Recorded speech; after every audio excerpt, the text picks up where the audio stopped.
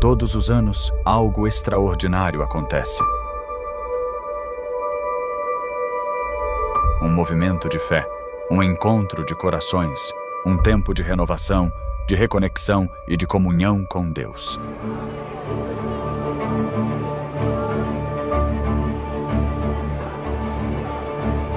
Essa é a Campal Terceiro Anjo.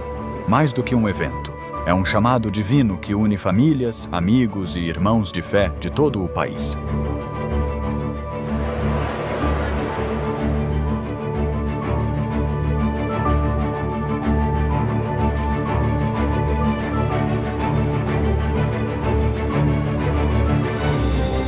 Mensagens inspiradoras, adoração poderosa e encontros que transformam vidas. Cada instante é pensado para reacender a fé e fortalecer sua caminhada com Cristo.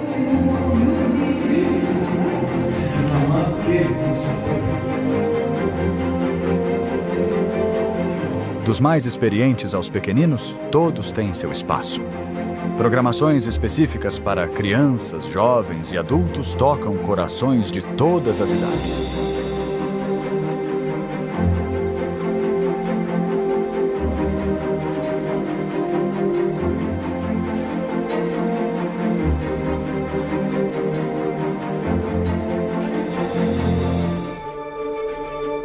Conexão, comunhão, compromisso. Seja sua primeira vez ou sua terceira, a Campal Terceiro Anjo te recebe de braços abertos.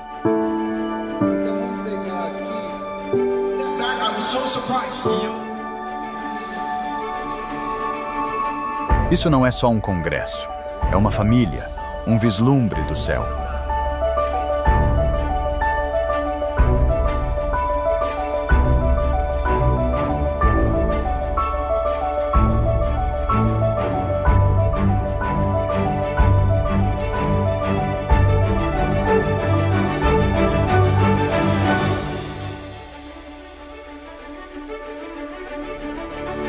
A Campal Terceiro Anjo 2026 já está sendo preparada. E o convite é para você. Não perca o que Deus tem reservado.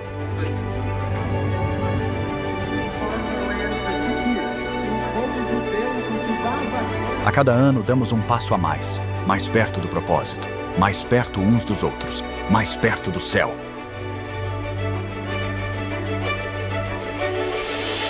O tema deste ano é Mais Perto deste Lar. Porque cremos que a jornada está quase no fim e o lar eterno está logo ali.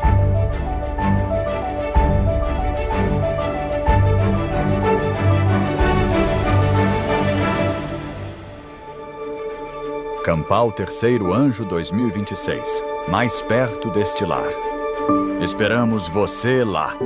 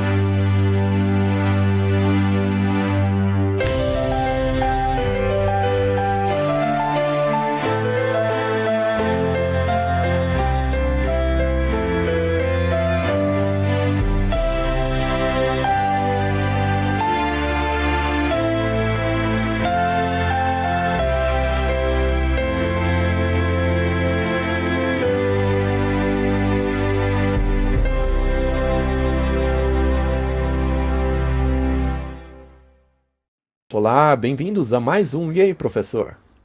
Olá, Martin. Como você vai hoje? Bom, em certas áreas eu vou bem, já outras não tão bem assim. É o que eu posso dizer. Eu não acho que queremos entrar nessa discussão, não é? Porque temos coisas mais importantes para falar. Sim, se voltarmos e apenas olharmos para o cenário do programa anterior, temos uma expressão facial lá que se assemelha muito à nossa de hoje. Sim, aquele pobre homem contemplando as circunstâncias da igreja, né? Isso aí. Bom, parece que a gente não se cansa de fazer programas polêmicos, né? Basta olhar a imagem atrás e ver que tem uma explosão ali. Fica cada vez pior, né, Martin? Mas tudo bem, vamos começar orando. Querido Pai Celestial, obrigado por nos reunir novamente. Por favor, como sempre, ilumine nossas mentes e nos ajuda na conversa de hoje. Em nome de Jesus, amém. Amém. Certo, Martin. Há muitos rumores por aí, mas ninguém sabe de verdade o que é a realidade. Eu me refiro ao que está acontecendo no Oriente Médio. O que está acontecendo lá no Irã, em Israel, o que está ocorrendo em Gaza, e as ameaças nucleares, os lugares nucleares que foram bombardeados. Houve muita agitação ali no Oriente Médio. E, como consequência disso, é claro, os vários ministérios por aí, os ministérios religiosos, estão falando sobre a relevância de tudo isso em termos proféticos. Há ministérios proféticos que dizem que o rei do norte é o Islã, e especialmente a Turquia. Essa era uma parte essencial do Império Otomano. E agora, com a situação no Irã e em Israel, eles acham que a Turquia vai se envolver, que isso é o cumprimento da profecia, e isso seria o rei do norte atacando Jerusalém. Mas aí você tem outros que afirmam que não, que o rei do sul é o islamismo, e o rei do norte é o papado. O rei do norte e o rei do sul estão em conflito um contra o outro. E, de certa forma, Jerusalém está na briga e isso é o cumprimento da profecia. Bem, a confusão por aí é muito grande. E também temos os ataques nas instalações nucleares iranianas, com os bombardeiros B-2 dos Estados Unidos, aqueles bombardeiros furtivos, né? Jogando aquelas bombas pesadíssimas contra as instalações iranianas. Alguns dizem que jogaram 6 bombas, outros dizem 14, alguns dizem que os lugares foram destruídos, outros dizem que não foram. O próprio Ayatollah disse que a destruição foi um fracasso total. O chefe militar já diz que foi um sucesso total. Os democratas estão dizendo isso, o Trump está dizendo aquilo. E o meio de comunicação disse uma coisa, outro disse que é fake news. Parece que esses rumores de guerra estão todos misturados. Está um verdadeiro caos nesse momento. Mas a questão é, isso importa? Veja, o problema, e eu vi algumas dessas explicações, é que isso daí é um sinal que mostra onde estamos, o quão perto estamos para o fim do tempo de graça. Porque há certos sinais ligados a Jerusalém, ao Irã, ao islamismo e todas essas coisas. Certo, por que estamos fazendo este programa? Eu acho que é hora de estabelecermos certos padrões de pensamento. O islamismo é o rei do norte? Ou será que é o rei do sul? O que seria o islamismo? Bom, essas especulações já foram discutidas muitas e muitas vezes, e tem sido a nossa posição consistente aqui de que o rei do norte é o papado. A nossa ideia quanto a isso permanece a mesma. E, pessoalmente, eu acredito ser errado em envolver o Islã em qualquer uma dessas especulações, além do fato de serem uma parte integrante da grande unidade religiosa. Mas afirmar que ele é o rei do sul, ou mesmo o rei do norte, na minha opinião, e eu acho que na sua também, é um equívoco. É confuso e não está relacionado com a imagem profética conforme descrita nas Escrituras e nem no espírito de profecia. Não importa o que esses ministérios aí estejam dizendo, na minha opinião, eles estão equivocados. Bom, a questão é que, se fosse tão importante e se fosse isso mesmo, acho que o livro Grande Conflito teria muito mais a dizer sobre isso. Sim, mas ele não diz nada. Então, vamos tentar obter um pouco de perspectiva para tentar entender um pouco melhor quem é quem nessa história. E não é que é a nossa opinião o que importa. O que importa é o que a Bíblia diz. Como dissemos no passado, Tiago White repreendeu Urias Smith quando este afirmou que a Turquia era o rei do norte. Tiago White disse que após muito estudo e apoio da Bíblia, ele concluiu que esta era uma visão ridícula e que o rei do norte é o papado. E todos sabem que ele foi repreendido por Ellen White por causa do jeito que ele respondeu a Urias publicamente, ao invés de falar em particular com ele. Mas parece que essa confusão permanece até os dias de hoje, e a gente precisa falar sobre esse assunto para que as pessoas enxerguem-no de maneira correta.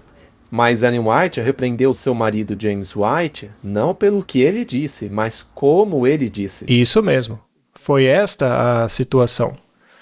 E é claro, tudo isso vem junto com a seguinte questão: como tudo isso vai acontecer? Quando esses eventos finais acontecerão? E o reino de Deus está fortemente envolvido, porque aqueles que focam no Oriente Médio estão realmente confusos por causa do futurismo. E mesmo dentro de nossa igreja, essa ideia confusa está sendo difundida? Sim, as pessoas precisam focar no grande conflito, nos contornos claros que estão delineados ali quanto ao que deve ser de fato vigiado no fim dos tempos, que são as bestas do mar e da terra. Estes são os protagonistas. Não devemos misturar a isso islamismo, Turquia. Não devemos misturar tudo num liquidificador e fazer uma sopa horrorosa de se comer, quanto mais engolir. Mas o problema é que essa visão equivocada se encaixa com o que está acontecendo. Sim, e a coisa fica empolgante por causa do que está acontecendo no Oriente Médio. Eu só tenho medo que as pessoas fiquem sentadas esperando por um sinal enquanto o verdadeiro já começou a acontecer. E aí as pessoas vão deixar de lado aquilo que sempre foi claro pra gente e dizerem: ah, mas calma aí, essas coisas aqui devem acontecer antes daquelas. É por isso que estudaremos o que está acontecendo no Oriente Médio. Mas antes, vamos ver o que algumas figuras importantes acreditam. Temos aí um debate entre Tucker Carlson e Ted Cruz. E é importante ver como esses administradores do governo pensam sobre estas questões. Então, vamos dar uma olhada. Você sugeriu que foi uma coisa estranha que eu disse há um minuto atrás, que quando entrei no Senado decidi que seria o principal defensor de Israel. E eu vou te dizer por quê. A razão é dupla. Número 1, eu sou cristão. Eu cresci na escola dominical. Desde criança fui ensinado que aqueles que abençoam Israel serão abençoados, que os que amaldiçoam Israel serão amaldiçoados. E na minha perspectiva, quero estar do lado da bênção. Aqueles que abençoam o governo de Israel? Não diz o governo de Israel, mas a nação de Israel. É o que está na Bíblia. Eu, como cristão, creio nisso. Onde está isso? Eu posso achar para você depois. Eu não tenho a Bíblia de cor. Você pode usar o Google. Esse texto está em Gênesis, eu sei disso.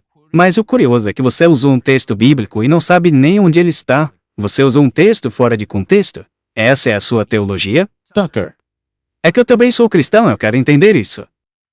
De onde vem o meu apoio a Israel? Número 1, porque biblicamente somos ordenados a apoiar Israel. Pera um pouquinho. Deixa eu terminar. Peraí, você é o senador falando de teologia. Eu sou cristão, eu também posso falar sobre isso. Nós somos ordenados como cristãos a apoiar Israel? Recebemos a ordem de apoiar Israel. O que é Israel? Olha, a Bíblia diz isso. Não, mas é importante que você defina Israel, porque o nosso país tem maioria cristã. Quer que eu defina Israel? Você não sabe o que é? Você acabou de me fazer umas 50 perguntas sobre Israel. Então Israel de hoje é aquele lá de Gênesis? É dessa nação que Deus está falando? É das fronteiras atuais, o governante atual? Isso é Israel da Bíblia? Sim, está falando da nação de Israel. A nação existia desde então, e essa nação era o povo de Israel. Então a nação a qual Deus se referia lá em Gênesis é a mesma governada por Benjamim Netanyahu hoje? Sim, isso mesmo. Então Israel bíblica é a mesma Israel de hoje? Sim, isso é Israel. E era da nação de hoje que Deus falava lá em Gênesis? Sim, mas... Desde quando esse país existe? Ora, por milhares de anos. Sim, ela deixou de existir por um tempo, mas foi recriada recentemente. Mas veja, olha só. Acho que a maioria das pessoas entende que aquela linhagem em Gênesis se referia ao povo judeu, o povo escolhido por Deus. Não é isso que diz. Mas não faz sentido. Você está dizendo que eu, cristão, tenho que apoiar o Estado moderno de Israel? Não, não é isso. Eu estou explicando a motivação do meu voto. Martin, se você já ouviu uma conversa confusa, é essa, não? Isso é verdade. Eu acho que o ponto principal dessa conversa é a pergunta feita pelo Tucker. Defina Israel. É a nação, o povo, o que é? É a entidade política? Não, não é política. É a nação? Não, não é a nação. Seja lá o que for, ele vai apoiar. Certo? Irão para a guerra por causa disso. Qualquer coisa para apoiar Israel. Bom, a Bíblia define o Israel moderno muito claramente. Diz assim: se estiverem em Cristo, então sois sementes de Abraão e herdeiros segundo a promessa. Em outras palavras, o Israel moderno é aquele que aceitou a Jesus Cristo como Messias e assim adentrou o seu reino. Esse é o Israel moderno. A gente vai ver alguns textos. Sim, temos que definir o que é esse tal de reino. Sim, pois isso é algo muito confuso hoje em dia. Então, o que diz a Bíblia? O antigo Israel era a nação literal de Israel, que deveria apresentar o plano de salvação para o mundo todo através da lei cerimonial. Eles tinham um projeto completo do plano da salvação, mas falharam.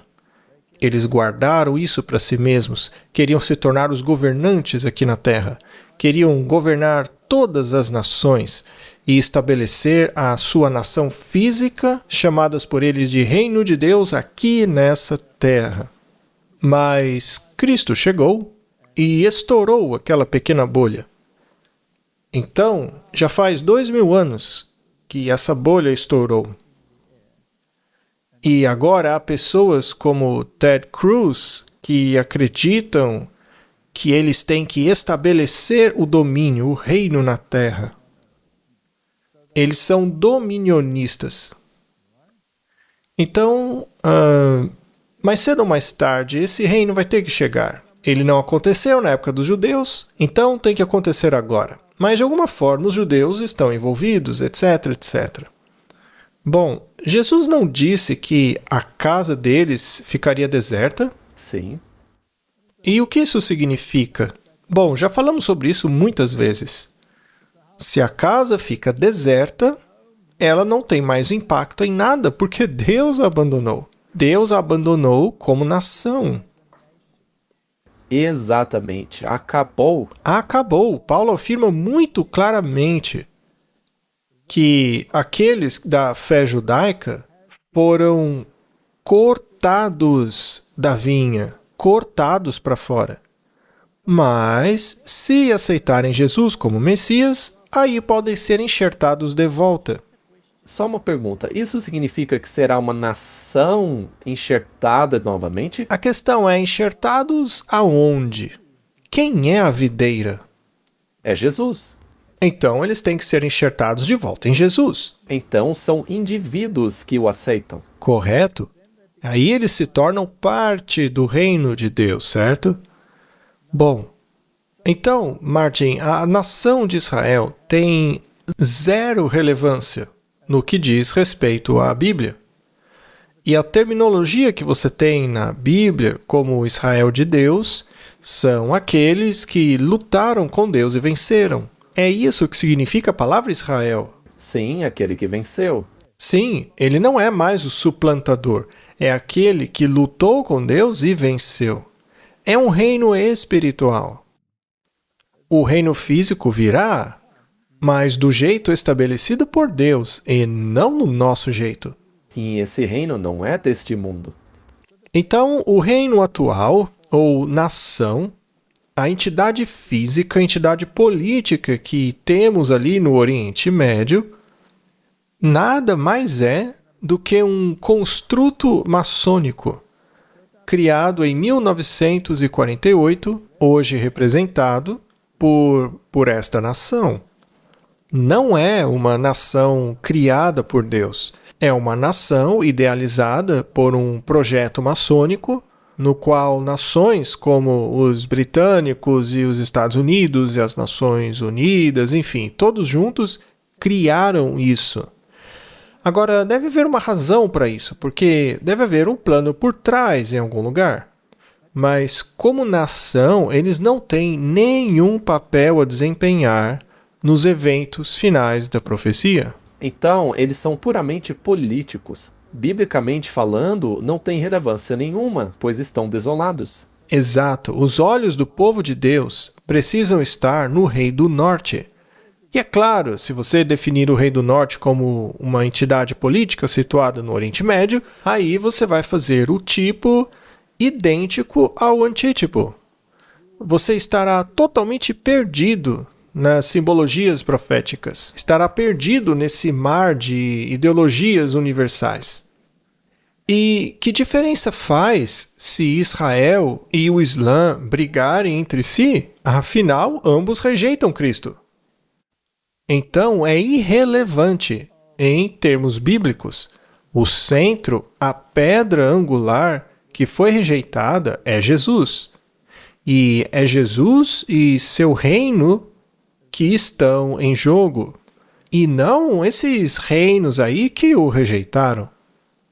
Nós vamos falar sobre isso ainda. Mas então, essas pessoas que querem estabelecer esse reino aqui na Terra, em nome, claro, de Jesus Cristo, para que ele possa vir e levá-lo quando chegar a hora certa, digamos, depois de 1000 anos ou coisa assim.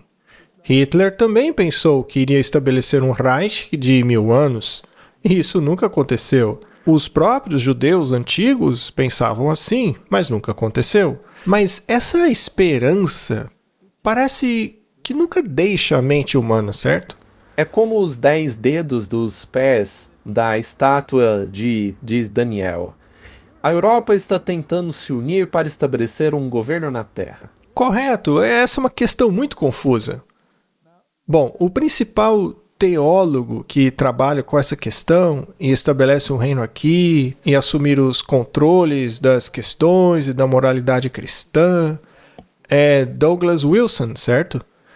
Bom, ele fala claramente sobre essa conversa entre Cruz e Tucker Carlson, não é? Vamos ver o que ele tem a dizer. Para resumir, eu diria que Tucker levantou alguns pontos e Ted Cruz levantou outros pontos. Ambos têm algo a dizer. E Tucker parece querer dizer que esse versículo lá em Gênesis não tem nada a ver com ninguém hoje em dia, o que é problemático. Mas o Ted Cruz parece querer dizer que isso se aplica diretamente às pessoas de Israel no Oriente Médio de hoje. Isso também é problemático. É possível que Tucker, quando diz que a passagem do Gênesis se refere ao povo escolhido de Deus, e ele acredita que isto se refere aos judeus ao longo do Antigo Testamento e para a igreja cristã, unicamente para o tempo novo. Eu acho que ele se refere à igreja cristã no Novo Testamento, né? Mas eu também acredito que o Israel étnico, os judeus étnicos, receberam a promessa de reincorporação àquela igreja. A Bíblia, considerada como um todo, indica que existe um papel a desempenhar para o povo judeu que ainda está por vir em Israel. Leia Romanos 11, por exemplo. E, aliás, além do dispensacionalismo, essa tem sido a posição histórica reformada desde a Reforma Protestante. Repetidamente, estudiosos, pregadores e teólogos reformados têm afirmado a futura conversão dos judeus, o que é uma característica dos reformadores. Martin, isso foi muito interessante, porque aqui você tem uma teologia que parece querer combinar o judaísmo e o cristianismo. Bom, nós mostramos rapidamente que até mesmo os membros da sociedade moderna, o Sinédrio, se você quiser compará-los assim, afirma que o seu Messias não é Jesus Cristo. Na verdade, o Talmud rejeita completamente Jesus como Messias. E alguns deles são bem barulhentos, eles odeiam a ideia de que Jesus Cristo seja o Messias. Então eles estão esperando por outro. Bom, é verdade que muitos judeus irão sim ver a luz e aceitar o Evangelho, serão enxertados de volta na videira e aceitarão Jesus Cristo como seu Messias. Mas como uma nação, a casa deles está desolada, o que quer dizer que eles estão para sempre abandonados por Deus como nação. Hoje a questão é, você aceitou Jesus ou não aceitou?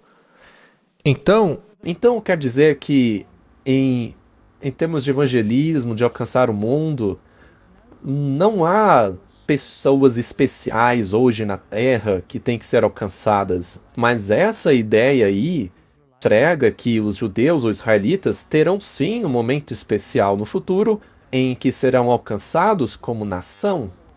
Mas, como já mostramos aqui, isso daí não é bíblico. A questão é que eles estão sem Cristo e, assim, são um alvo de evangelização. O islamismo é sem Cristo, portanto, são um alvo para evangelização. Nada mais. Nada mais. Vamos repetir isso, nada mais. Se eles aceitam Jesus como indivíduos, porque eu duvido que, como nação, algum dia farão isso, mas se aceitarem Jesus, aí tudo bem. Mas se não aceitarem, então estão fora da aliança, porque a aliança é ligada ao Messias, e o Messias é Jesus Cristo. Ele cumpriu a profecia bíblica de Daniel 8 e 9, e, portanto, eles não têm desculpa para tê-lo rejeitado. Bom, talvez eu também possa dizer aos nossos ouvintes que tivemos um debate recentemente gravado que fizemos com outros dois ministérios. Estávamos conversando com pessoas que têm uma visão nacionalista cristã. Isso irá ao ar no dia 17 de julho, não é? As pessoas podem ficar atentas a isso. E, se possível, se você quiser, tem o Douglas Wilson, que acabamos de mostrar. Nós tivemos uma conversa semelhante com esses outros caras aí. Sim, é claro, teremos um ponto de vista que não abraça o que ele prega. Isso será interessante. E uma pergunta que eu queria fazer é... Ele mencionou aqui os reformadores, as visões reformadas, mas então, por que eles não reconhecem as visões reformadas sobre o sábado, por exemplo? E sobre o anticristo? Exatamente. Nós em breve falaremos sobre isso, mas não agora. Bem, temos então uma teologia muito misturada. Vamos para o Oriente Médio e ver o que é que está acontecendo lá nos bastidores, além dessas bombas voando. Vamos esquecer dos mísseis, tá? Bom, aqui temos um artigo sobre Trump que diz que ele deveria realmente se qualificar para o Prêmio Nobel. Curioso, Martin? Ele disse que deveria ter recebido 5 prêmios Nobel da Paz enquanto continuava a ponderar ataques ao Irã. Supostamente consciente do desejo de Trump de ser visto como pacificador, O ex-congressista da Flórida, Matt Gaetz, argumentou em seu programa da One America News Network na quinta-feira que poderia ver a homenagem Nobel renomeada para o Prêmio Trump da Paz, caso evitasse a guerra. Trump foi questionado sobre isso na sexta-feira após voar para Nova Jersey para passar um tempo em seu clube de golfe. Bem, eles deviam ter me dado o Prêmio Nobel da Paz por Ruanda, disse ele a repórteres. E se você olhar para o Congo, ou poderia dizer Sérvia, Kosovo, você pode dizer muitos deles. Você poderia dizer que os maiores são a Índia e o Paquistão. Eu deveria ter ganho esse prêmio 4 ou 5 vezes? Eu também acho que os acordos abrâmicos também são uma coisa boa. Será que o Trump está reivindicando as honras por ter aprovado o Acordo de Abraão? Claro que sim. O tempo todo. Martin, o Acordo de Abraão é feito entre quem? Bem, entre o islamismo, o judaísmo e o cristianismo? Ah, muito cuidado. Cuidado, qual ramo do cristianismo? Bom, aquele que não é bíblico. Não um padrão bíblico. Podemos dizer que seria o cristianismo católico, porque se você olha para os principais edifícios que foram construídos, a sinagoga judaica, os edifícios islâmicos que foram erguidos ali, da mesma forma que os católicos, eles são extremamente católicos, e islâmicos e judaicos, correto? Portanto, ele afirma que o Acordo de Abraão é muito importante, tanto é que ele o qualificaria ou deveria qualificar para o Nobel da Paz. Mas eles armaram tudo. Eles não me darão o Prêmio Nobel da Paz porque só dão essas coisas para a esquerda. Martin, as outras coisas que ele mencionou são guerras políticas, não é? Mas esse aí é um acordo religioso. Isso é interessante? Muito. Certo, vamos analisar o mundo islâmico. Ele, por acaso, faz parte do Acordo de Abraão? Sim. Sim. Pergunta: todos os muçulmanos se assentam no mesmo lado da cerca ou eles estão divididos entre os muçulmanos xiitas e sunitas? Sim, eles estão divididos entre si. E o que é o Irã? Xiita. Muçulmanos xiitas. E a Arábia Saudita? Sunita. Martin, todos os muçulmanos estão do mesmo lado da cerca? Não, tem uma divisão. Há uma divisão entre sunitas e xiitas. Diga-nos o que é essa diferença. Certo. Essa divisão existe desde a época de Maomé. Os muçulmanos xiitas acreditam que deve haver um herdeiro físico para receber essas bênçãos. Um governante, um descendente de Maomé. Mas Maomé não deixou um herdeiro claro.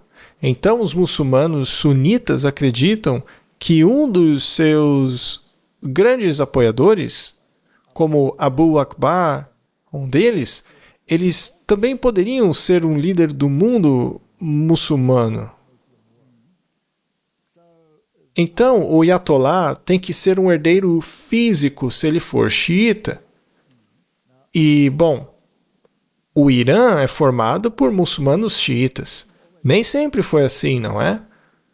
Enquanto o resto do mundo é árabe e é sunita, o Império Otomano era composto em grande parte por muçulmanos sunitas. A Arábia Saudita era sunita. Todos os estados islâmicos que estão no Acordo de Abraão são muçulmanos sunitas. Então, não seria legal ter os xiitas também a bordo? Sim. É interessante, não é, Martin? Então, quando você fala sobre o 11 de setembro, e aliás, o Tucker fez um programa muito interessante sobre este assunto, se foi real, se não foi, etc.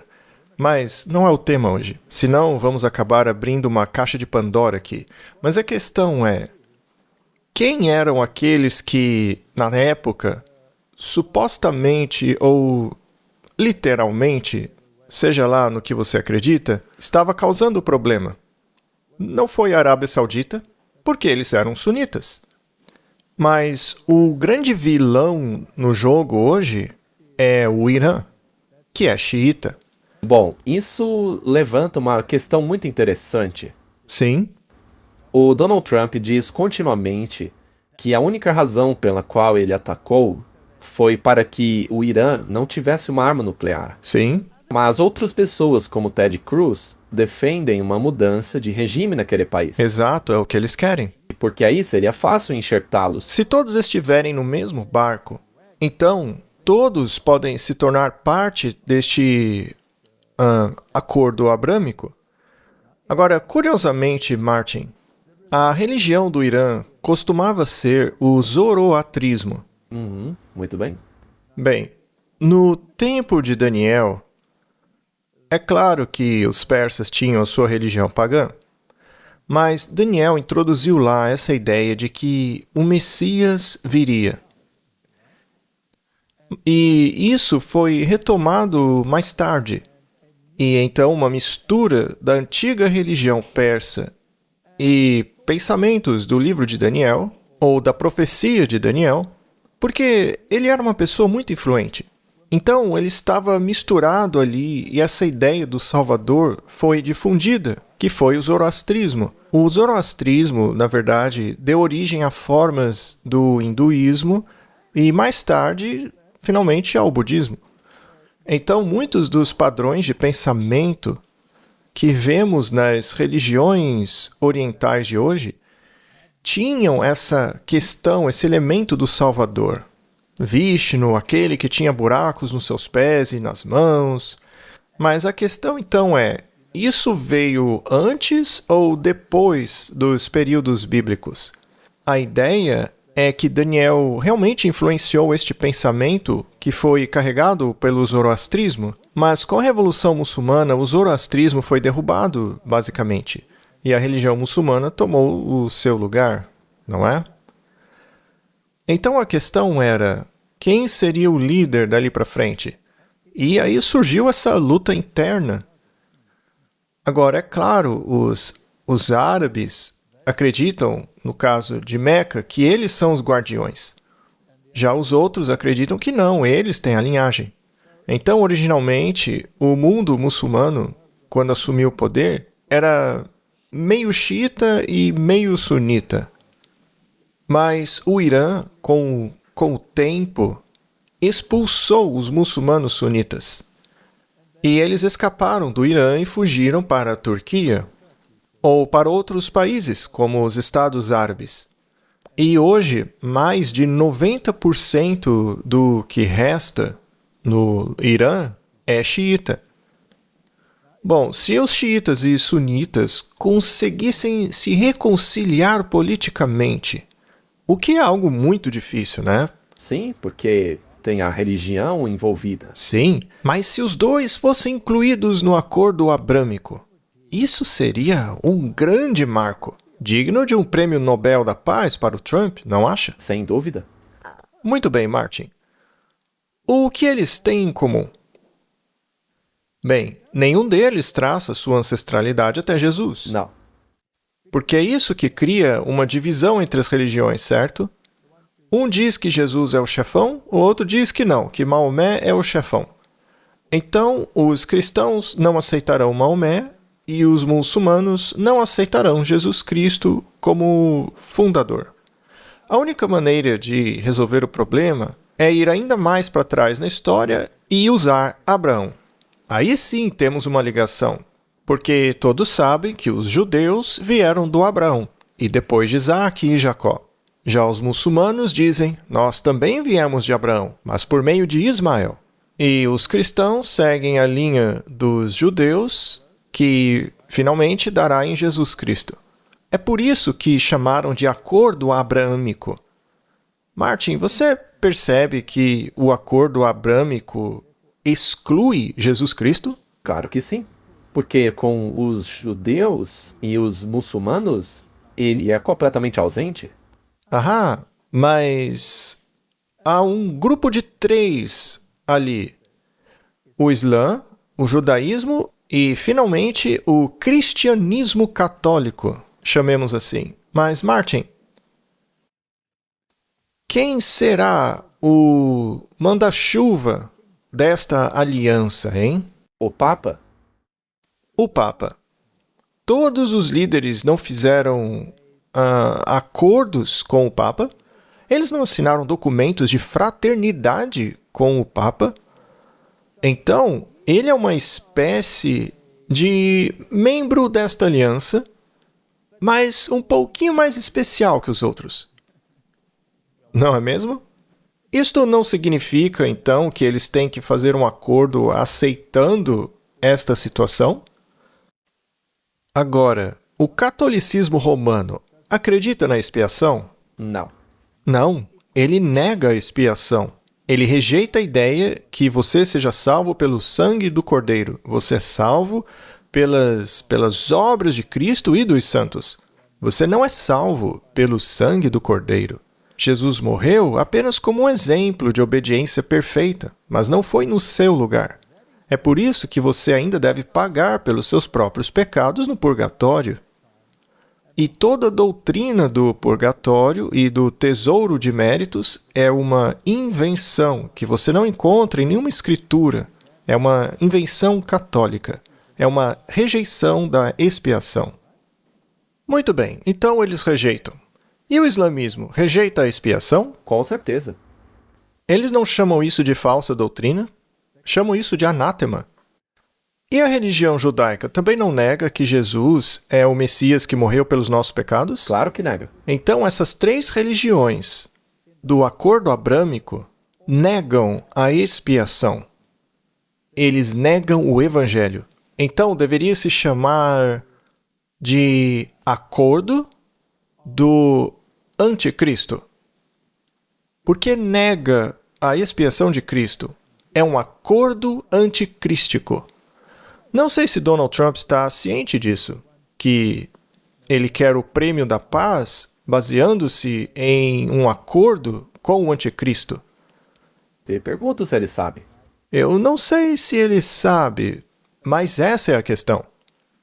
Se você puder uni-los ali debaixo desta união triuna, em outras palavras, aí você quebra o poder dos xiitas e os forçam a se tornarem parte desse grupo maior.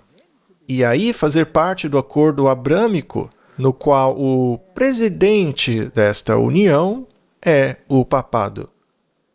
Então, assim você presta homenagem a ele. É isso?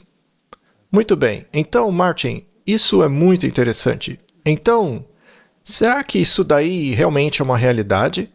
É irrelevante se é uma guerra real ou não, se é uma guerra falsa, se é uma retribuição real por causa das suas atividades atômicas ou não. Isso é irrelevante. A questão é, qual é o resultado disso? Para onde está nos levando? E será que isso afeta mesmo a questão do Rei do Norte, que é o papado, e também a questão da besta da terra, que é a América protestante? Será que afeta o que eles estão fazendo? Os Estados Unidos está envolvido nisso? Claro. Ah, e a Bíblia não diz que eles forçarão a marca da besta? Sim, eles farão este papel em nome da primeira besta. Agora, um acordo abrâmico não ajudaria o papado a garantir que tudo o que eles queiram se torne realidade, contanto que não seja diretamente ligado a Cristo? Claro que sim. Isso abriria o caminho também para a legislação da marca da besta. Muito bem. Então vamos terminar de ler o que está escrito ali. Os acordos, ou seja, uma série de acordos assinados entre vários países da Liga Árabe e Israel, negociados pelos Estados Unidos. E eu pergunto, Martin, naquela época, em 2020, isso excluía o Irã? Sim. Naquela época, no primeiro mandato de Trump, o Irã não fazia parte. Não seria conveniente se agora fizesse? Teriam que entrar no barco. Será que essa é uma guerra sobre judeus e Israel ou é uma guerra para trazê-los a bordo disso aí? É por isso que, como eu disse antes, a maioria dessas pessoas que querem uma mudança de regime, eu acho que elas querem isso para colocá-los a bordo. A única maneira de obter paz é fazer com que participem do acordo. Muito bem. Continuando. Então, a Liga Árabe e Israel assinaram este acordo negociado pelos Estados Unidos. Com certeza deve ter sido com a permissão do papado, porque ele faz parte do acordo. Sem dúvida. Deve ter sido com a permissão das nações islâmicas. Agora, há um que ainda está em evidência. Isso foi em 2020, com o objetivo de normalizar as relações entre eles para diminuir as tensões no Oriente Médio. Houve até rumores, há alguns anos, de que a Arábia Saudita e o Irã realmente entrariam em guerra, né? Mas isso não aconteceu. Então, não é legal que os Estados Unidos os estejam ajudando agora, junto com Israel? Sim, porque depois disso aí, tudo ficou calmo. Sim. E ele disse que seria assim. Todo mundo estava gritando, Terceira Guerra Mundial começou. Mas isso nos mostra que há algo acontecendo. Tem algo de estranho acontecendo, não é? Portanto, mesmo que eles estabeleçam novamente o seu império do tipo otomano e a Turquia desempenhe um papel importante, será apenas para trazer este acordo a uma realidade. Esse é o grande objetivo de tudo. Então vamos avançar e falar mais sobre algumas questões. Temos aí um texto muito interessante que fala sobre o que realmente está acontecendo nos Estados Unidos. Vamos tirar o nosso foco do Oriente Médio. Por que os críticos acreditam que a grande vitória de Trump na Suprema Corte é um passo assustador na direção ao autoritarismo?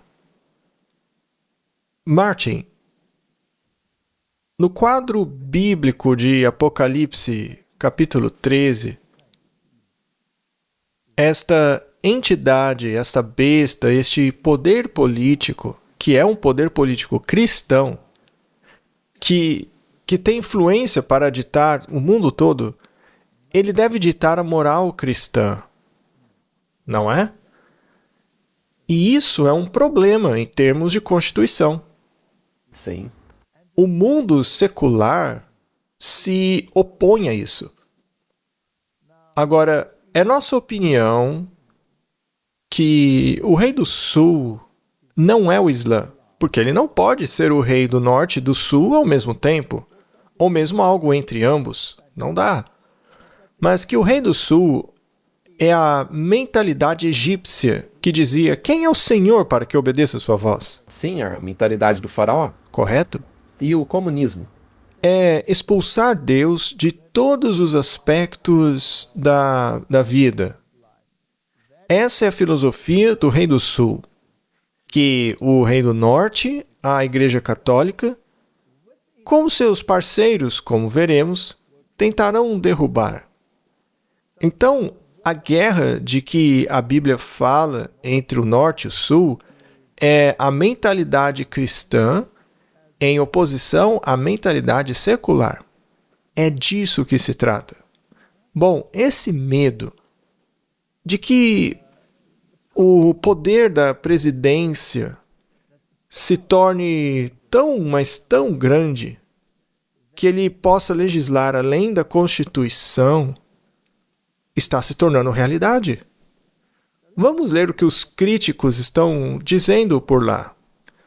Por uma maioria de 6-3, a mais alta corte do país decidiu que os juízes federais estão abusando de sua autoridade ao bloquear ou congelar as ordens executivas emitidas pelo presidente. Bom, a Suprema Corte não está dando mais poder ao Trump? Muito mais. Nos últimos meses, uma série de ações presidenciais de Trump foram bloqueadas por liminares emitidas por juízes distritais federais. Os juízes federais rotulados de lunáticos radicais da esquerda, ou seja, filosofia do Rei do Sul, pelo presidente, se pronunciou sobre inúmeros casos individuais, a maioria envolvendo imigração. Não importa o que envolva. A questão é, ele vai conseguir esse poder? Eles aplicaram suas decisões como liminares nacionais, bloqueando assim a política de governo do Trump. Isso não se aplica apenas à imigração, tem a ver com movimentos anti-Israel e atividades anti-judaicas. Ele está lutando contra as universidades que têm essa mentalidade secular Ele está lutando contra as políticas de esquerda, ele está lutando contra o transgenerismo no esporte. Há uma infinidade de questões de natureza secular. Tudo isso envolve a natureza do Rei do Sul. Do Rei do Sul. E é contra isso que ele luta. E ele vem lutando com tudo, exatamente como a Bíblia diz que faria. E, aliás, ele não pressionou contra isso nos últimos 4 anos? Com certeza. Antes do Trump, estava o Rei do Sul. O secularismo, que estava acabando com o poder religioso. Sim, ele estava enfrentando o Rei do Norte. Tirando o poder e influência do Rei do Norte. E agora, com o Trump, ele está reagindo, destruindo essa mentalidade. E ele está utilizando a economia para fazer isso. E a Bíblia disse que ele usará os navios. Os navios simbolizam a economia, comércio. Então, a Universidade de Harvard, se você não cooperar e parar de lutar contra a religião, ou esse conceito que pregamos, como disse Ted Cruz, tiraremos bilhões do seu financiamento. Então é melhor você se adaptar. E eu tenho visto, Martin, que uma universidade após a outra está se rendendo. Sim. E lá em Los Angeles, ele enviou o exército. Ele também está usando o poderio militar. O militar também. E ele disse que faria isso. Então ele está destruindo essa mentalidade. E enquanto ele faz isso na América, ele está dando exemplo para a Europa. Eu tenho dito isso muitas vezes aqui. Essa guerra é para acabar contra o secularismo, para que o Rei do Norte possa estabelecer seu reino novamente aqui na Terra, que tem uma natureza religiosa. E eles já fizeram um acordo no Oriente Médio. Eles já são entidades religiosas governantes. É o mundo cristão que agora precisa de uma construção semelhante. Se analisarmos quando ele foi lá para a OTAN recentemente, eles estavam maravilhados, o chamavam de pai. Sim, o chamaram de papai. Ele está usando o seu poderio militar, ele está usando o seu poder religioso também. Ele criou organizações dentro da Casa Branca para propagar agendas religiosas. E para fazer isso, ele tem que superar a mentalidade secular do Rei do Sul. E é isso que ele está fazendo. E a Suprema Corte, qual é a principal religião da Suprema Corte? Católica? Católica. E o que a Suprema Corte deu a ele agora? Poder. Poder. Martin, é aqui que a profecia deve se concretizar. É aí que deve estar a nossa atenção. Então, em poucas palavras, diz que esta decisão da Suprema Corte tende a favorecer juízes conservadores, ou seja, católicos. Juízes católicos conservadores. Isso será mais próximo do pré-Vaticano II. Correto. Liberando o presidente para prosseguir com sua agenda, com menos oposição dos tribunais. Este é um dia tão importante, disse o presidente, que devolve o poder ao povo. Não, devolve o poder ao papado. Incluindo o Congresso, incluindo a presidência, e só tira poder dos juízes ruins. Tira o poder ruim, o poder doentio, o poder injusto. Veja os adjetivos que ele usou. Não é uma guerra contra o secularismo? Claramente. Com certeza. Não estão tentando estabelecer um reino? Sem dúvida. Eles não são dominionistas? Claro. Não são milenaristas? Sim.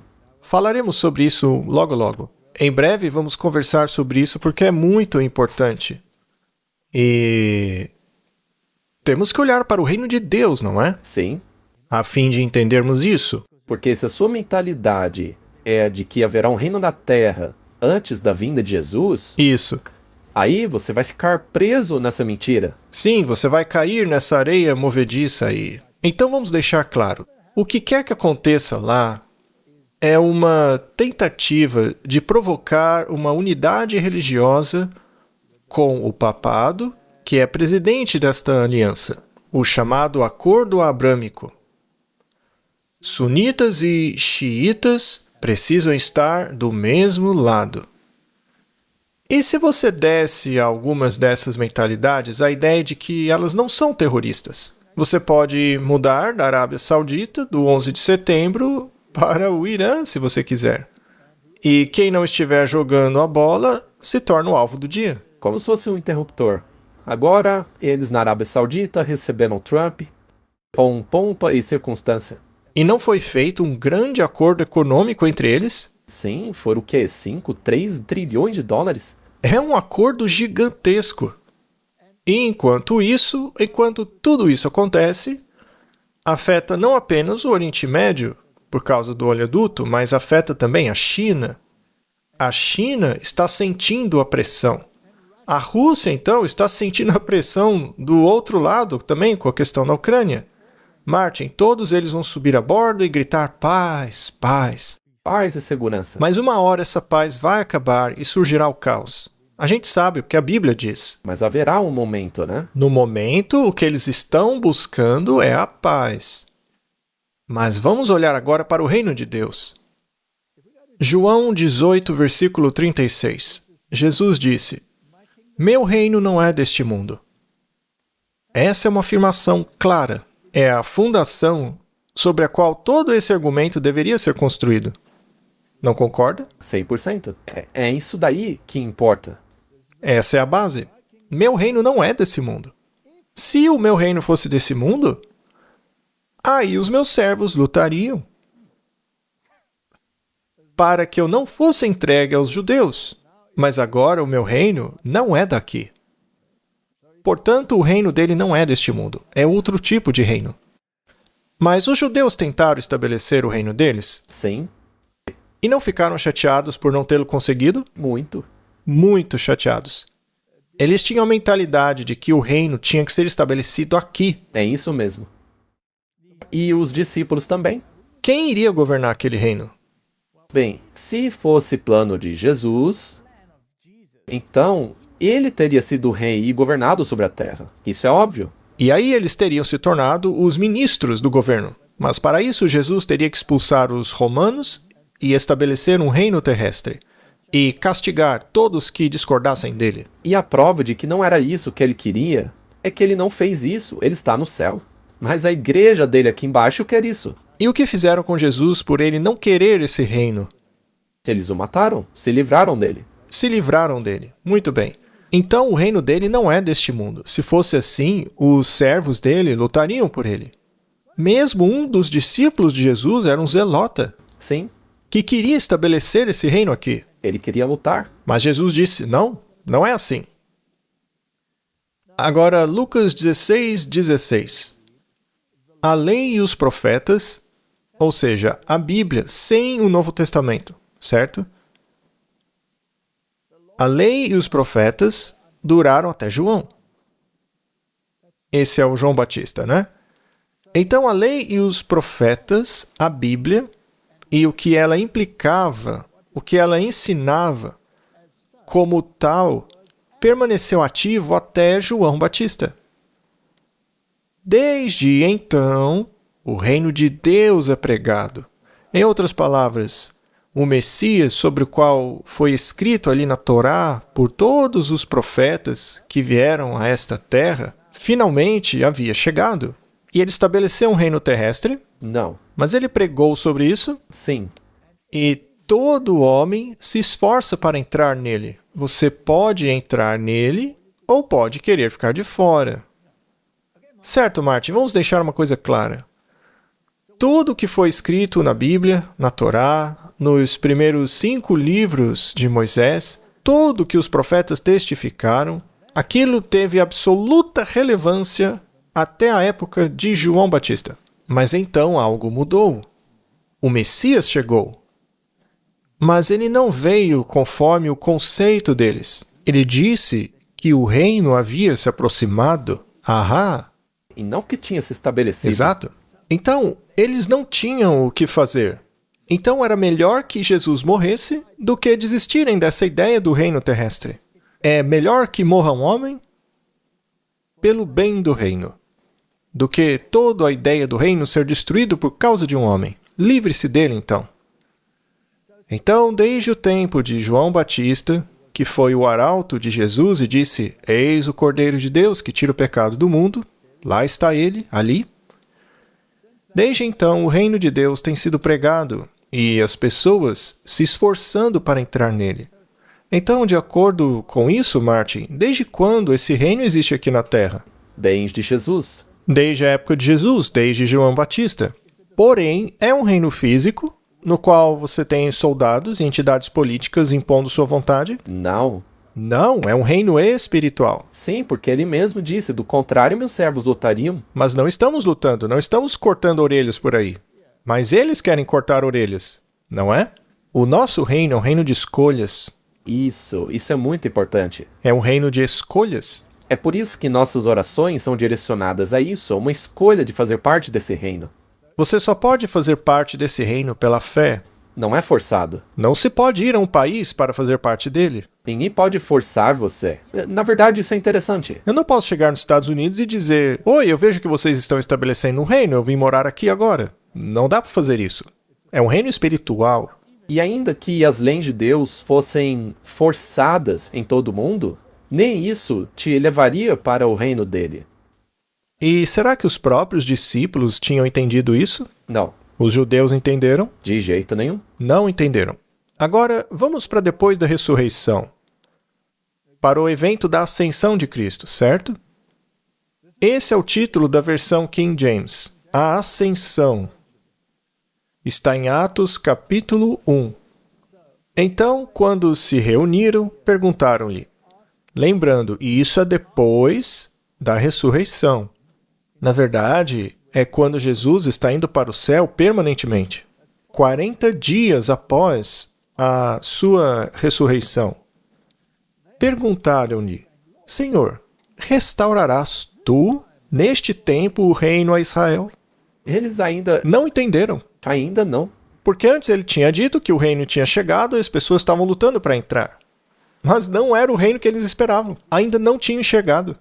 E até hoje eles não enxergam.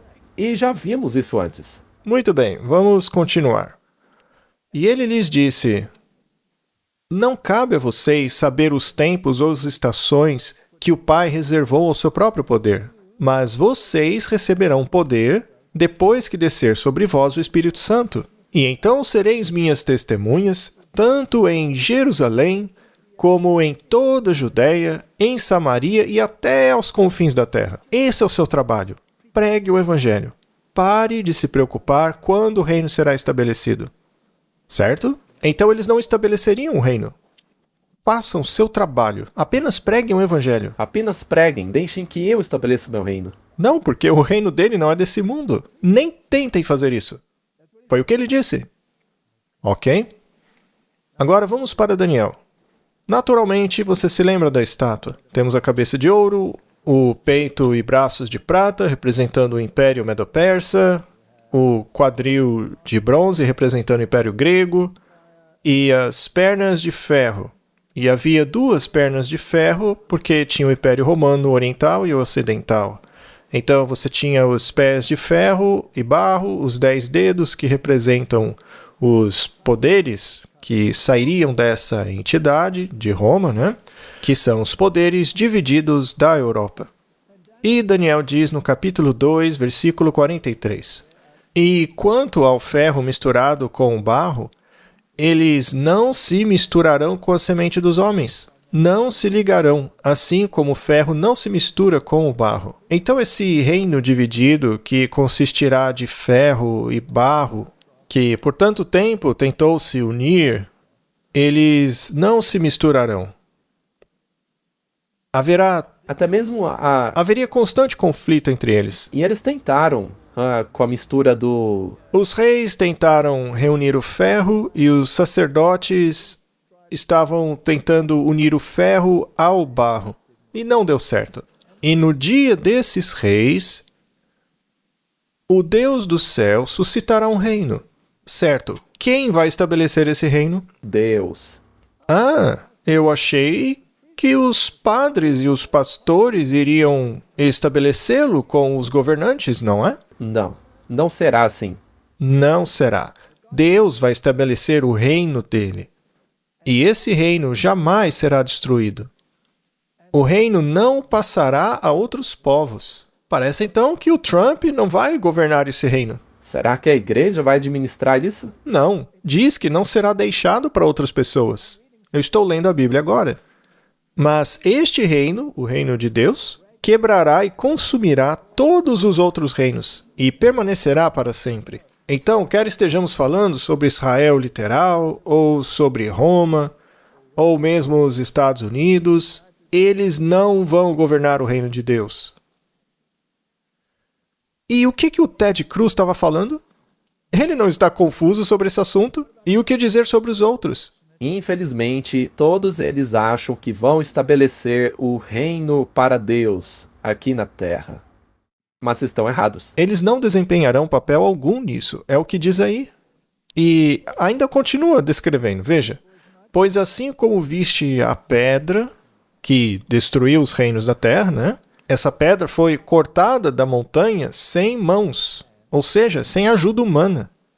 É Deus estabelecendo o reino dele. Cristo é a rocha, a pedra, e ele esmiuça o ferro, ou seja, os sistemas políticos, como Roma, o bronze da filosofia grega, a argila, que são os sistemas religiosos da terra. A pedra destruirá tudo isso, a prata, o ouro, isso é a Babilônia. O grande Deus fez conhecer ao rei o que acontecerá no futuro. E o sonho é certo e a interpretação dele garantida. Então, Martin, será que qualquer um desses poderes aí vai estabelecer um sistema religioso na Terra para Deus? Bem, eles vão tentar. A Babilônia não tentou? Sim. Medo-Pérsia, a Grécia, Roma. Com certeza. A Roma religiosa não tentou? O mundo protestante vai tentar? Agora mesmo. Todos estão tentando. Vamos pular para Apocalipse capítulo 17. O Robert e o Marlowe fizeram um programa chamado A Bela e a Fera, explorando Apocalipse capítulo 17. Eu realmente acho que vale a pena assistir. As pessoas não deveriam apenas assistir ao nosso programa, mas também o deles. Sem dúvida. E o mesmo aconteceu com outro ministério, o Steve Wahlberg. Ele era judeu antes de se tornar cristão, não é? Então, há insights muito bons nesses programas. As pessoas deviam olhar. Mas, Martin, essa mulher que monta a besta, ela é chamada de a mãe das prostitutas. Ora, o mundo protestante, que parece ter esquecido-se disso, costumava acreditar e ensinar que essa mulher era o papado. Essa igreja, essa mulher, que tinha o que na testa? Em sua testa estava escrito um nome, mistério. Babilônia, a grande, a mãe das prostitutas e abominações da terra. Nós já fizemos um programa inteiro falando sobre essas abominações. É idolatria. Idolatria, muito bem. Martin, qualquer sistema de salvação que exclua Jesus Cristo como sacrifício expiatório é idolatria, correto? Faz todo sentido. Sim. Sendo assim, o que é o acordo abrâmico? Ora, pura idolatria. É idolatria. É uma abominação porque esse acordo exclui o Messias. Eles usam Abraão como uma distração para tirar o foco do Messias e assim chegarem a um acordo. E na verdade é assim que funciona o ecumenismo. O ecumenismo só funciona se você livrar-se de Jesus, do contrário não funciona. E essa mulher é a mãe das prostitutas, não é? Ela é uma igreja. Então essa igreja tem filhas. Uma pessoa que assina um acordo com essa prostituta em um concílio ecumênico é uma prostituta. Qualquer igreja que assine um acordo ecumênico com esta mulher é uma prostituta. Certo? Sim. Será que eu estou sendo muito duro? Isso é bíblico. Agora, certas denominações podem ter indivíduos dentro dela que assinaram, mas o corpo da igreja não assinou. E isso é importante. Neste caso, há uma prostituta dentro dela, mas a igreja não é. Exatamente. Agora, se o corpo todo da igreja assinar esse acordo, aí se torna uma prostituta. Não é o que diz? Sim. O que está escrito em sua testa é chamada do quê?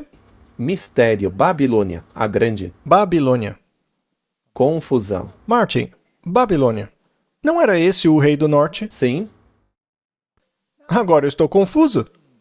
Se a Babilônia era o rei do norte, e se você não acredita que a Babilônia era o rei do norte, então vá e leia o livro de Jeremias, que diz claramente que a Babilônia estava vindo do norte para atacar Jerusalém. Então a Babilônia deve ser a mulher prostituta, porque isso está escrito na testa dela. Quem é então o rei do norte? Babilônia. Essa mulher. Nada mudou, é o papado. Neste caso, pode ser o Islã. Não. Agora, o Islã está com ela em um acordo chamado Acordo Abraâmico. Por baixo dos panos estão unidos. As igrejas protestantes não se uniram a ela por meio do ecumenismo? Exato. Ahá, quem é a mãe? Nada mudou, é a Babilônia. É a Babilônia. Então ela é o rei do norte. Toda essa bobagem de que a Turquia é o rei do norte não faz o menor sentido.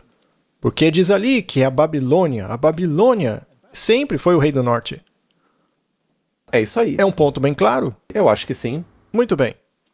Vamos nos aprofundar um pouco mais neste reino. Lucas, capítulo 17, verso 20. E quando foi interrogado pelos fariseus sobre quando viria o reino de Deus, Ora, veja, eles também queriam saber. e ele lhes respondeu, o reino de Deus não vem com aparência exterior. Quem dera entendessem isso, né? Ou seja, você não vai ver o reino de Deus no noticiário. É tão claro. A Bíblia diz claramente isto. O reino de Deus não vem com aparência exterior. Então, será que eu posso me pautar pelo que está acontecendo lá no Oriente Médio, com todos aqueles rumores, para saber se o reino está sendo estabelecido? Não, porque isso vai tirar o seu foco daquilo que realmente importa. Martin, o reino não vem com observação física. Você não pode ler no jornal que o reino de Deus está sendo estabelecido. Não é possível vê-lo com binóculos nas colinas de Golã. Não vem com esse tipo de observação. Nem dirão, ei-lo aqui ou ei-lo ali. Porque eis que o reino de Deus está dentro de vocês. É uma decisão que temos que tomar. É tão claro. Eu não estou sendo malcriado, estou, Martin?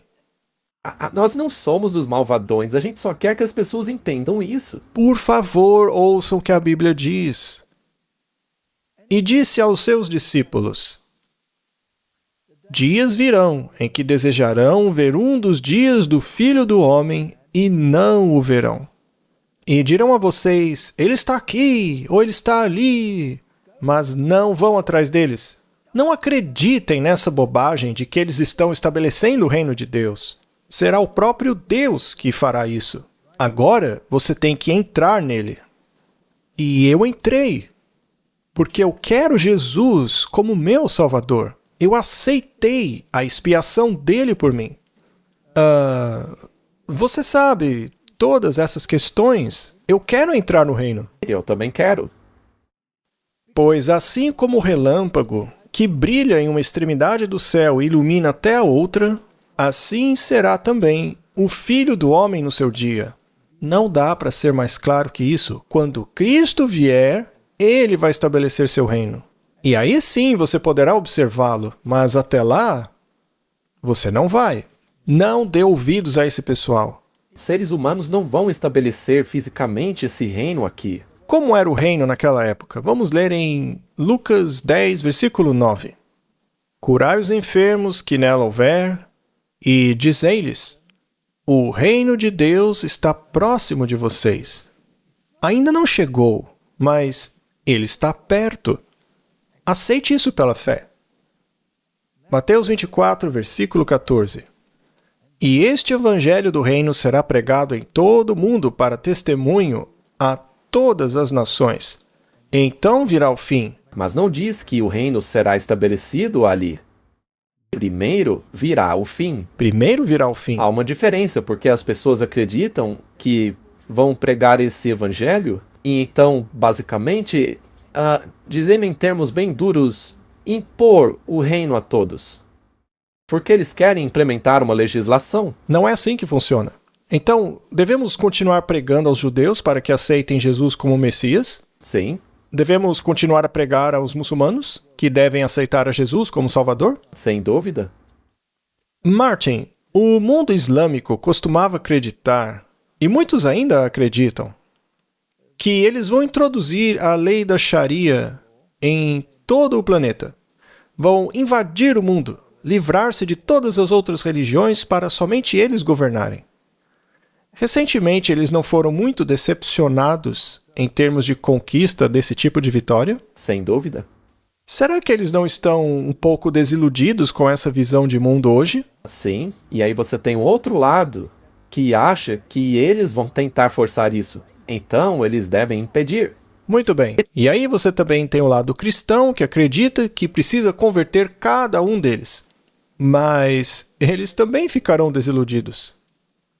Porque a verdade é que isso é uma escolha pessoal, Muito bem, Lucas 21, e aqui é o texto paralelo a Mateus 24.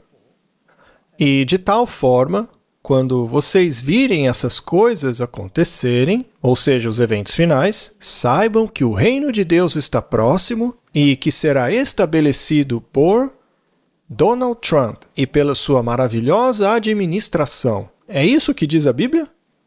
Não. Mateus 25, versículo 34.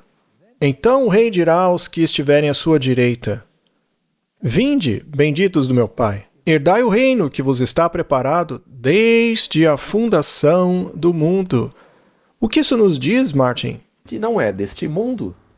E que ele já foi preparado. E quem preparou? Deus preparou. E então Deus vai separar o joio do trigo. Ele decidirá quem fará parte do seu reino. O que quer dizer que... Não serão políticos que farão isso. Exatamente. Então, essa visão de que o mundo cristão tem que estabelecer esse reino para Deus pela força, nega diretamente o que acabamos de ler. Porque neste caso não há livre-arbítrio. Não há escolha. Bom, então os judeus achavam que iam governar o mundo. Mesmo os discípulos achavam que sentariam à esquerda e à direita.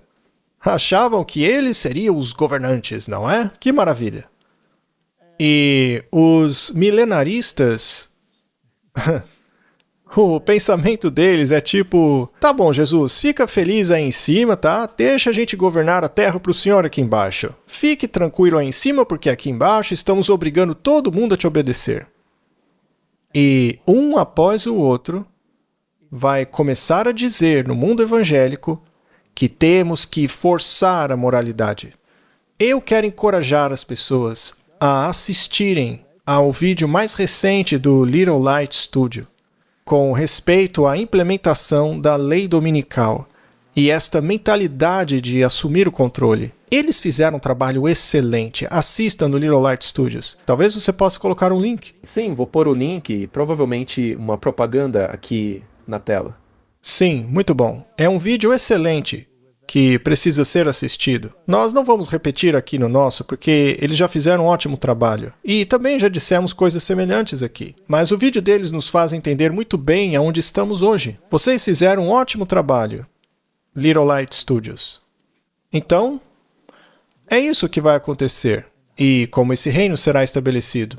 Vamos um pouco mais adiante. Lucas capítulo 10. Cure os doentes.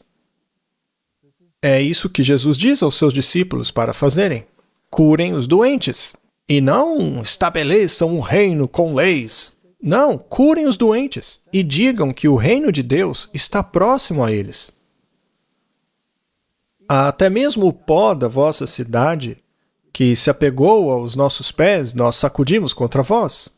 Isso é claro quando não aceitam a mensagem, né? Sacudimos contra vós. Contudo, sabei disto, que o reino de Deus está próximo de vocês.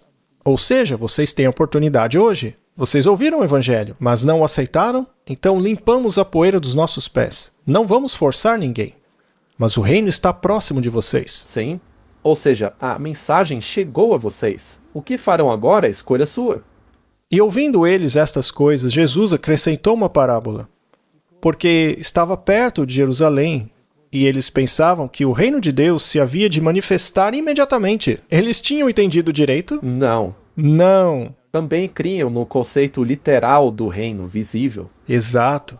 Assim também vós, quando virdes acontecerem essas coisas, sabei que o reino de Deus está próximo. Certo? Muito bem, Mateus 13, versículo 37 em diante.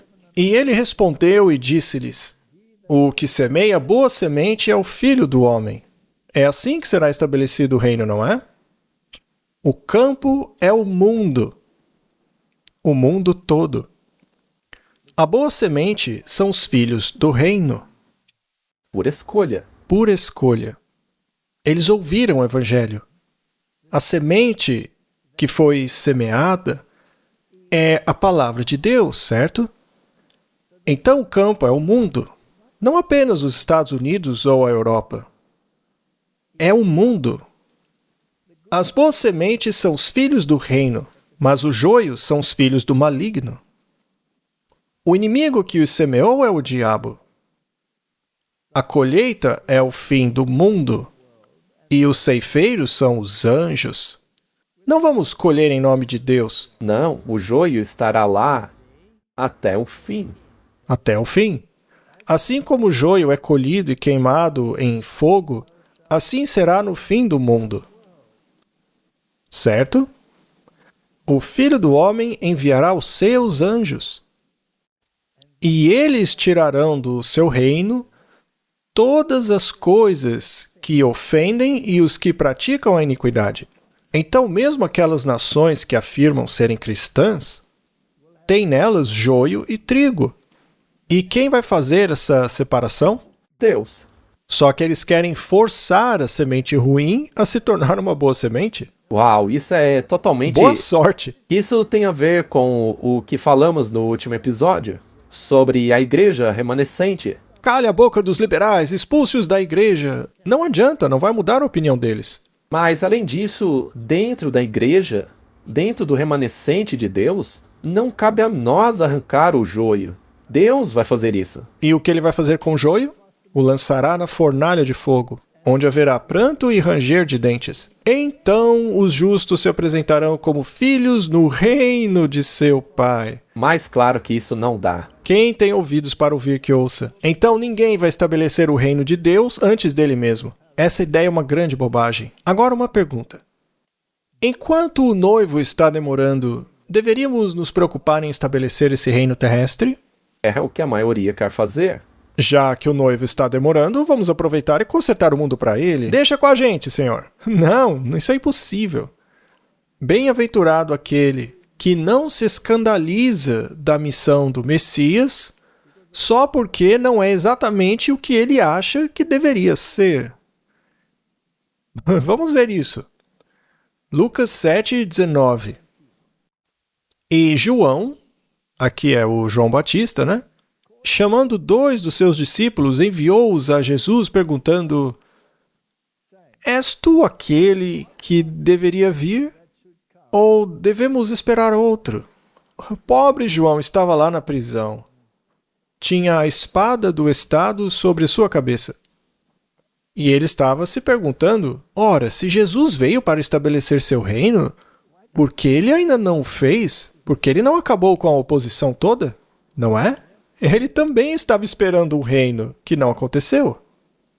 E ele ficou decepcionado. Assim como seus discípulos, mesmo depois de sua morte, eles ainda estavam se perguntando se Jesus estabeleceria o reino. Vamos dar uma olhada. És tu aquele que deveria vir? Martin, ele viu a pomba descer sobre Jesus. Ele viu. Foi ele quem recebeu o sinal, que viu o que estava acontecendo. Ele era o arauto do Messias. Ele tinha ouvido a voz. Ele ouviu a voz, ele disse: Eis o Cordeiro de Deus. E agora... Ele estava meio confuso. Isso porque as coisas não estavam acontecendo do jeito que ele achava que aconteceriam. Quando aqueles homens se aproximaram dele, disseram a Jesus, né? João Batista nos enviou a ti perguntando: És tu aquele que havia de vir? Ou esperamos outro?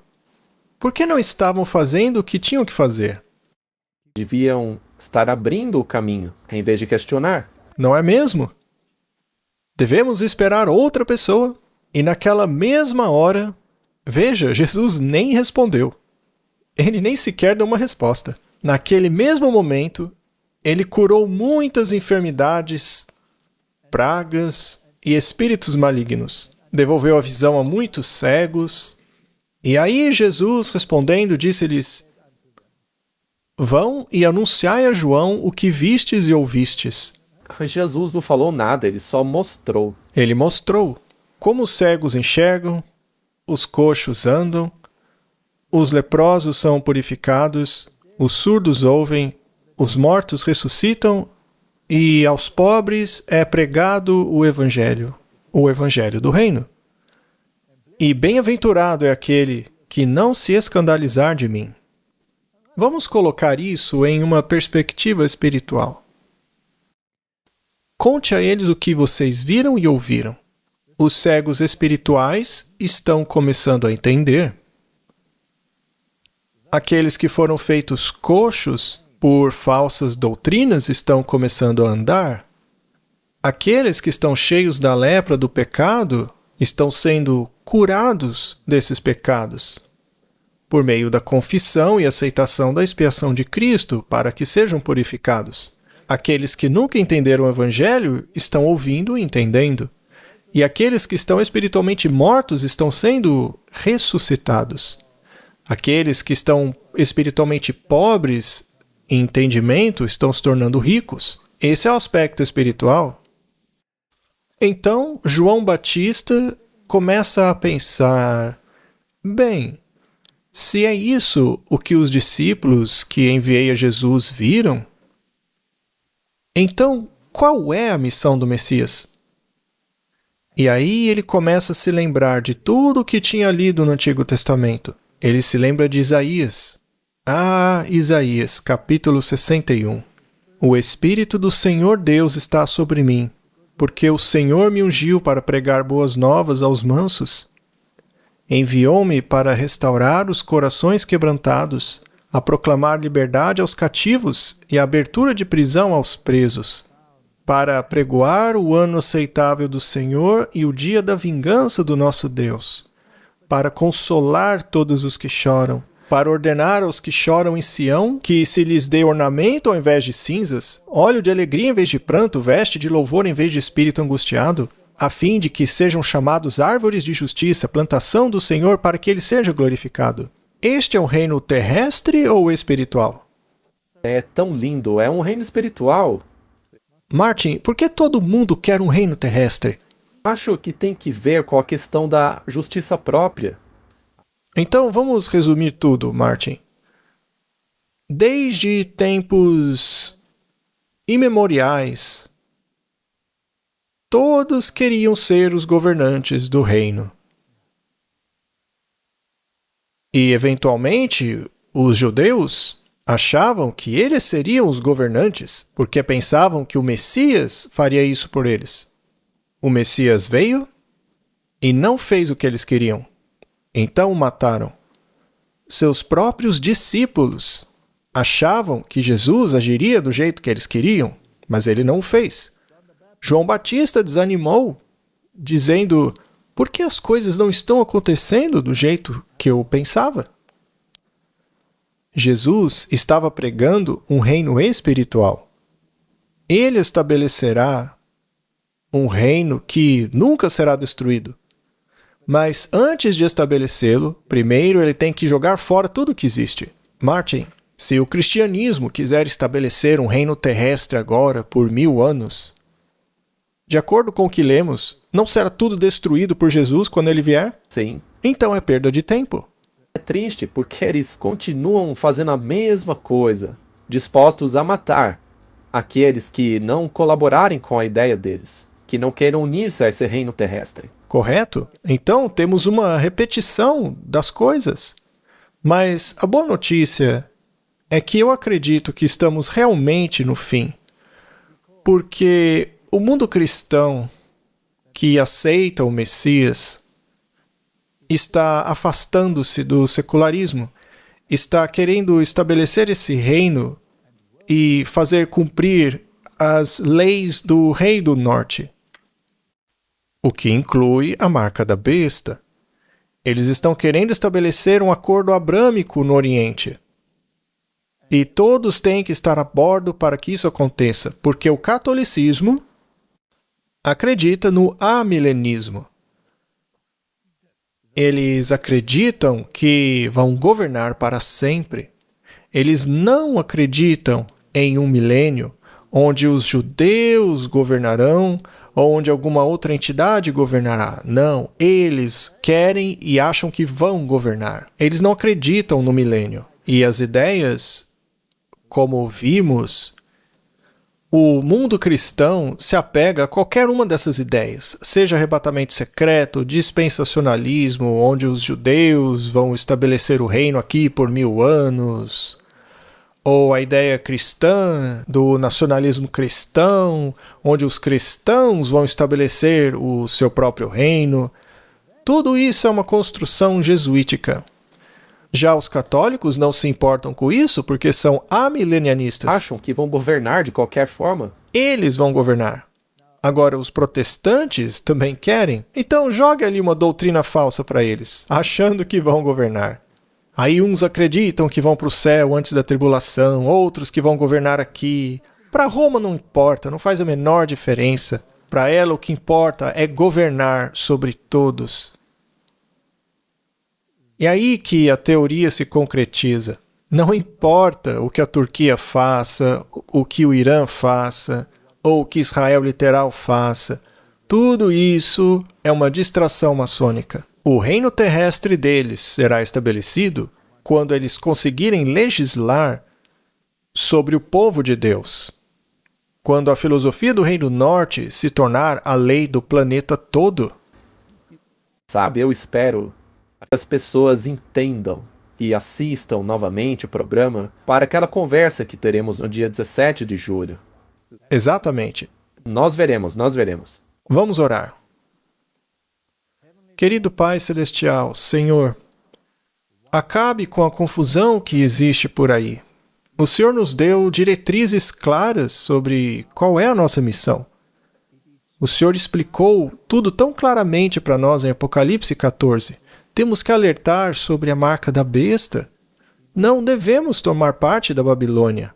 Devemos pregar o Evangelho eterno. Este é o nosso dever. Estas são as nossas ordens de marcha. Não devemos nos confundir com o que acontece aqui, acolá e boatos. Minha oração é que o Senhor nos ajude a focar na mensagem para o nosso tempo. Em nome de Jesus, amém.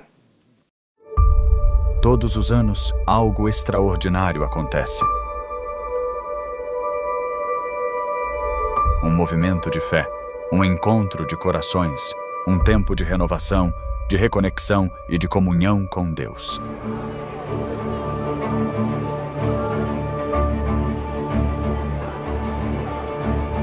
Essa é a Campal Terceiro Anjo. Mais do que um evento, é um chamado divino que une famílias, amigos e irmãos de fé de todo o país.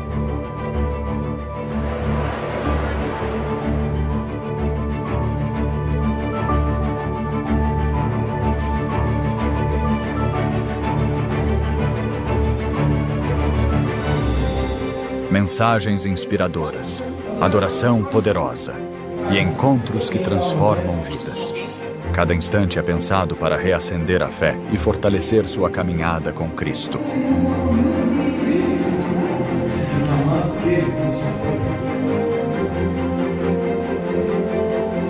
Dos mais experientes aos pequeninos, todos têm seu espaço.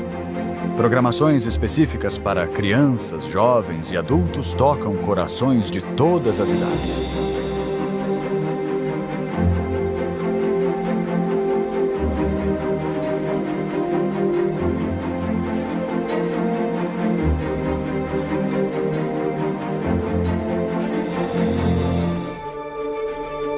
Conexão, comunhão, compromisso. Seja sua primeira vez ou sua terceira, a Campal Terceiro Anjo te recebe de braços abertos.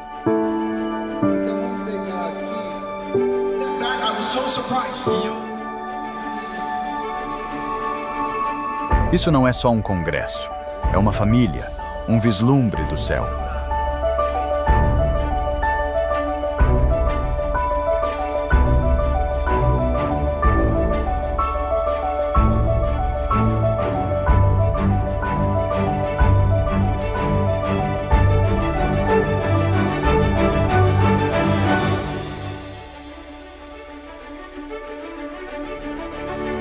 A Campal Terceiro Anjo 2026 já está sendo preparada. E o convite é para você. Não perca o que Deus tem reservado.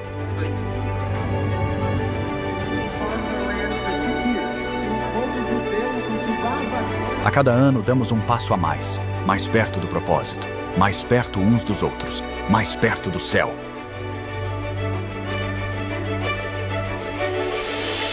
O tema deste ano é Mais Perto deste Lar. Porque cremos que a jornada está quase no fim e o lar eterno está logo ali.